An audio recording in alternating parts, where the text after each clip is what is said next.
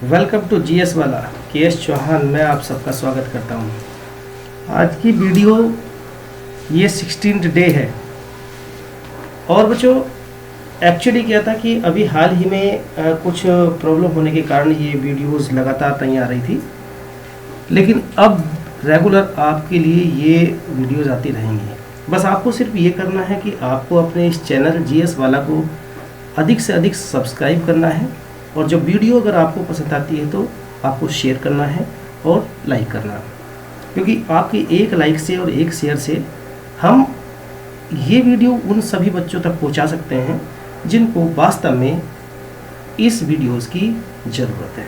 तो चलते हैं बिना किसी देरी के हम अपने इस लेक्चर को आगे बढ़ाते हैं।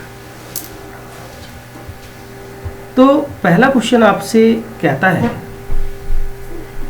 निम्नलिखित में से कौन सा राज्य भारत का सबसे बड़ा चाय का उत्पादक है? आपको पता है बच्चों कि भारत चाय के उत्पादन में, बात है ना चाय के लिए, तो बात चाय की चल रही है। तो सबसे पहले देखिए चाय की हिस्ट्री क्या है। 2732 बीसी में चीन के शासक सेन नुंग नाम के एक राजा थे। सेन नुंग गलती से चाय की खोज उन्होंने ही की थी। दरअसल एक बार राजा के उबलते पानी में कुछ जंगली पत्तियां गिर गईं, जिसके बाद अचानक पानी का रंग बदलने लगा और पानी से अच्छी खुशबू आने लगी। जब राजा ने इस पानी को पिया तो इसका स्वाद उन्हें काफ़ी पसंद आया। तो यहीं से इस चाय की शुरुआत हो गई। तो सबसे पहले हम देखते हैं कि पूरे वर्ल्ड के अंदर चाय का उत्पादन सबसे अधिक कौन करता है। तो पहले स्थान पर चाइना 27%, दूसरे स्थान पर भारत 24%, तीसरे स्थान पर श्रीलंका 9% और कीनिया को भी हम 9% के साथ चौथे स्थान पर रखते हैं। या आप ऐसे कह सकते हैं श्रीलंका और कीनिया तीसरे स्थान पर है। मतलब चाय के प्रोडक्शन में चाइना विश्व में सबसे पहले आता है। लेकिन बात आती है कि भारत की बात आ रही है। अगर भारत की बात आती है तो चाय के उत्पादन में भारत का एक महत्वपूर्ण स्थान है, और चाय के पूरे विश्व में चाय का सबसे बड़ा उत्पादक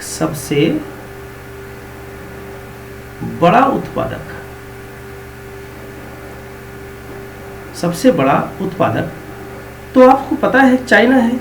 लेकिन अगर हम सबसे बड़ा उपभोक्ता की बात करें,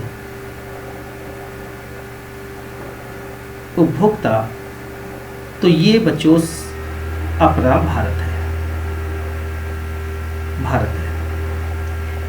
और भारत के अंदर अगर हम असम की बात करें तो असम में दो प्रमुख स्थान हैं, ब्रह्मपुत्र घाटी और सुरमा घाटी।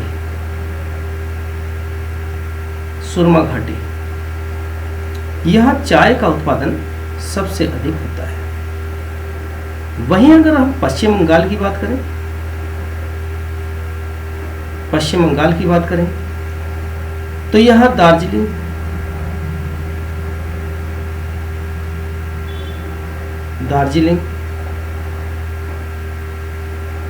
जलपाईगुड़ी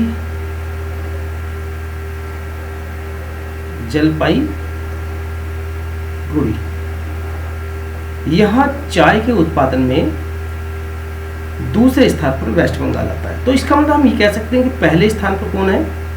असम, दूसरे स्थान पर वेस्ट बंगाल और तीसरे स्थान पर तमिलनाडु और फोर्थ प्लेस पर आपका उत्तराखंड, केरल, कर्नाटक, महाराष्ट्र ये सभी आते हैं।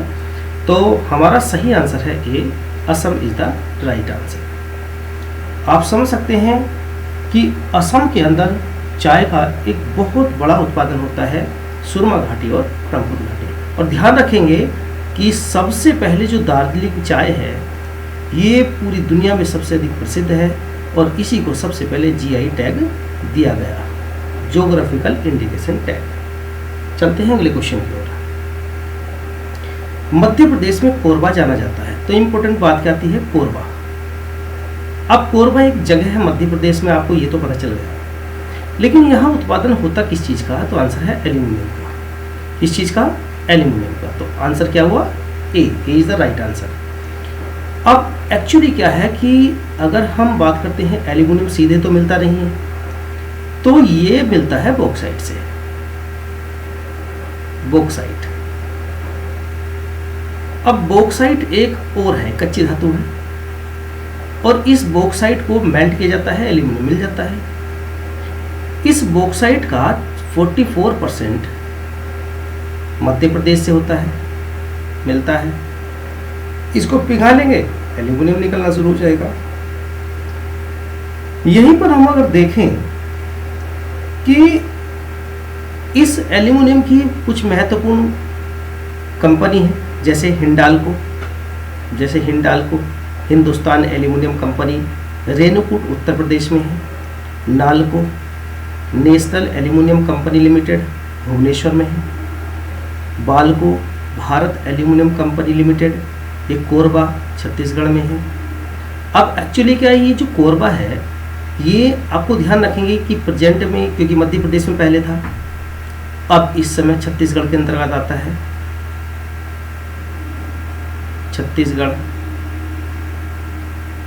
इस समय कोरबा छत्तीसगढ़ के अंदर आता है, लेकिन मध्य प्रदेश और यहाँ पर ये मध्य प्रदेश बेसिकली मध्य प्रदेश का ही पार्ट था, छत्तीसगढ़ ये अलग हो गया सन 2000 में। तो आप ध्यान रखेंगे कि कोरबा प्रेजेंट में छत्तीसगढ़ में। MALCO Madhya Pradesh Madras aluminium company limited, MALCO Mettur Tamil Nadu में स्थित है, यह मद्रास में। और एक है Hindalco Indian aluminium company limited, Indalco कह सकते हैं, ये हीराकुंड उड़ीसा में है। और एक वेदांता जो न्यू दिल्ली में है।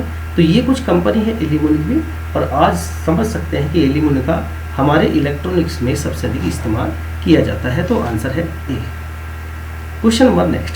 अब आपको इसको मैच करना है कि सिंगरौली कहाँ है। पहला क्वेश्चन, सिंगरौली यूपी में है। किस लिए जाना जाता है, तो सिंगरौली कोयले के लिए जाना जाता है, कोयले।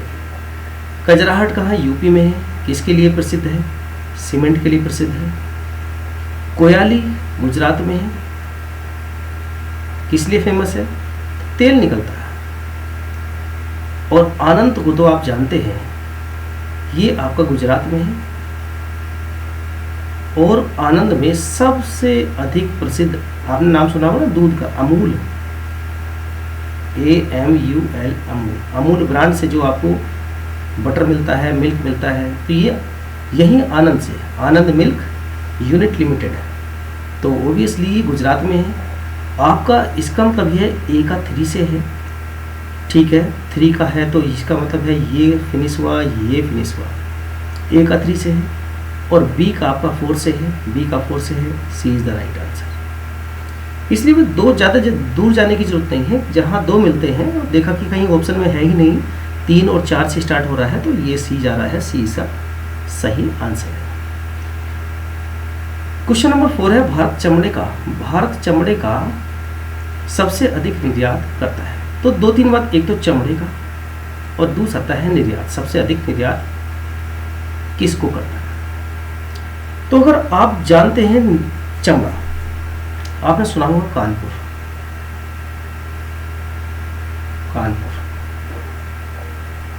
अगर हम कानपुर यूपी की बात करें तो चमड़े के उत्पादन में महत्वपूर्ण भूमिका निभाता है कानपुर उत्तर प्रदेश में। और आपको पता है चमड़ा एक कुटीर उद्योग है, छोटा उद्योग है। और इसी आधार पर अगर हम चमड़े की बात करें तो आता है सेंट्रल लेदर रिसर्च इंस्टीट्यूट,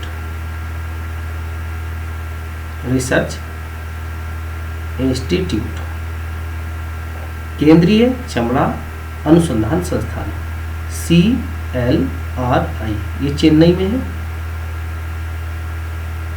है, आप ध्यान रखेंगे, इंपॉर्टेंट है।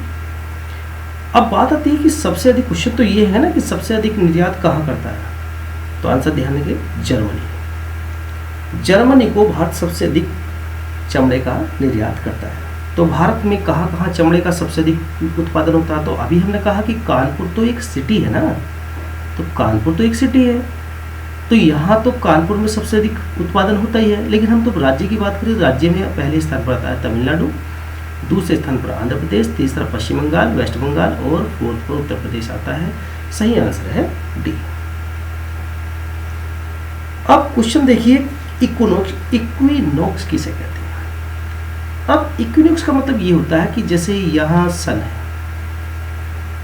ये आपका सन है और ये आपका सन, चलो सन यहाँ पर है, ये सन है। अब सन ये कहता है कि भाई मेरी लाइट सीधी दोनों ओर पृथ्वी पर बराबर बराबर डायरेक्शन में कहाँ पड़ती है? जहाँ 12 घंटे का दिन हो और 12 घंटे की रात हो, 12 घंटे का दिन और 12 घंटे की नाइट। ऐसे प्लेस को जहाँ दिन और रात बराबर हो उसे कहते हैं इक्विनॉक्स।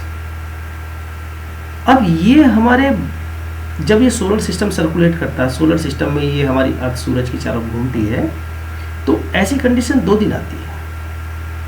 वो आती है सबसे पहले 21 मार्च को। सबसे पहले कब आती है? 21 मार्च। अब 21 मार्च को जो सन है वो भारत की ओर आना शुरू हो जाता है और भारत में गर्मी बढ़नी शुरू होती है, तो उसे कहते हैं स्प्रिंग सीजन। स्प्रिंग सीजन उसको कहा जाता है। तो ये आप ध्यान रखेंगे, स्प्रिंग इक्विनॉक्स। वहीं पर दूसरा प्लेस आता है 23 मार्च। 23 मार्च, इसका मतलब 23 मार्च और 21 मार्च को सनलाइट पृथ्वी के दोनों, मतलब इस दोनों डेट को 12 घंटे का दिन और 12 घंटे की रात होती है। सन और अर्थ की डिस्टेंस, सन और अर्थ की डिस्टेंस इस समय बराबर बराबर होती है। वो कितनी होती है? तो ये होती है 14.98 करोड़ किलोमीटर दोनों साइड। तो यहां पर आपको ध्यान रखना। इसके साथ आता है 21 दिसंबर विंटर सोलिस्टिस, विंटर सोलिस्टिस, और वहीं पर आता है 21 जून को समर सोलिस्टिस। तो आप ध्यान रखेंगे ओटम कब आएगा?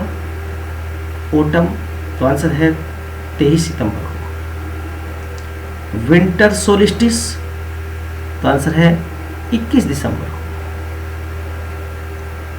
वहीं पर आपका आता है समर सोलिस्टिस 21 जून को, और आपका आता है स्प्रिंग सीजन 21 मार्च को।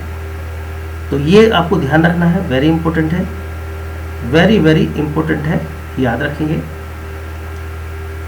अब 21 जून इंपॉर्टेंट है, बहुत इंपॉर्टेंट है। 21 जून लॉन्गेस्ट डे कहा जाता है,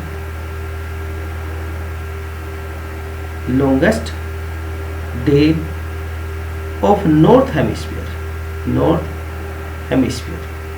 इसलिए इस डेट को इंटरनेशनल योगा डे के नाम से भी जानते हैं, international yoga day. Very very important, याद रखेंगे। इसलिए सही आंसर है ए, ए इज द राइट आंसर। थोड़ा स्टैटिक ले ले। पहला क्वेश्चन आता है, माइकल फेल्स को किस नाम से जानते हैं? Flying Sikh, flying fish. Michael Phelps को किस नाम से जाना जाता है? Flying fish, flying fish. Ian Thorpe को कहते हैं थोरपीडो।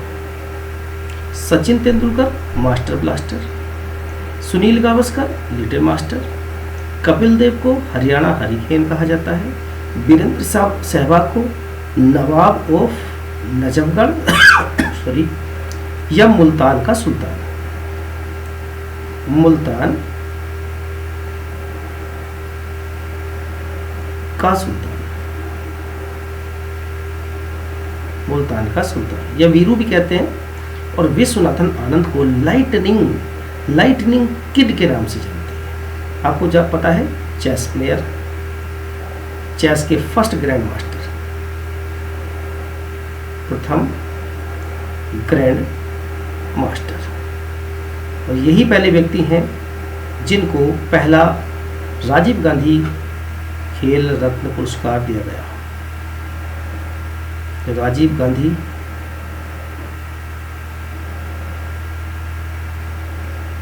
खेल रत्न पुरस्कार, जिसको आप क्या कहते हैं, मेजर ध्यानचंद पुरस्कार। मेजर ध्यानचंद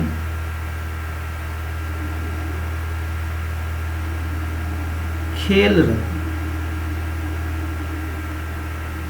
प्राइज कहा जाता है।